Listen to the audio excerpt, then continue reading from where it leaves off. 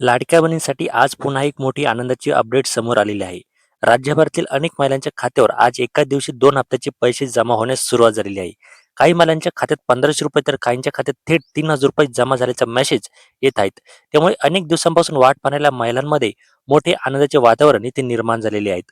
आता सर्वात मोठा प्रश्न म्हणजे हे पैसे नेमके कोणत्या महिलांना जमा होत आहेत? तर ज्या महिलांचे मार्च आणि एप्रिल महिन्याचे हप्ते बाकी होते, अशा महिलांना आता टप्प्याटप्प्याने निधी वितरित केला जात आहे. विशेष म्हणजे काही जिल्ह्यांमध्ये वितरण वेगाने सुरू असून महिलांना सलग 2 मेसेज येत आहेत.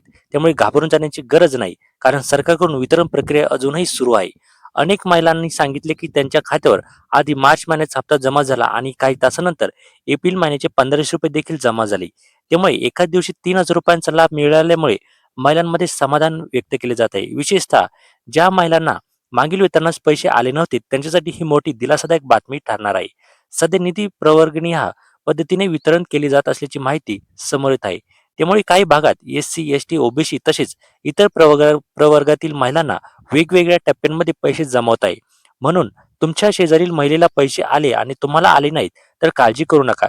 तुमचे खाते आणि कागदपत्रे योग्य असतील तर पुढील काही तासात तुमच्या खात्यात देखील पैसे येऊ शकतात. ज्या महिलांना अजूनपर्यंत पैसे आले नाहीत, त्यांनी बँक खाते आधारशी लिंक आहे का, ई-केवायसी पूर्ण आहे का आणि अर्जामध्ये काही त्रुटी आहे का, हे एकदा तपासून घ्या. कारण अनेक वेळा छोट्या चुका असल्यामुळे वितरण थांबते. तरीही सरकारकडून उर्वरित महिलांना पैसे देण्याची प्रक्रिया अजून देखील सुरू असल्याचे सांगितले जात आहे.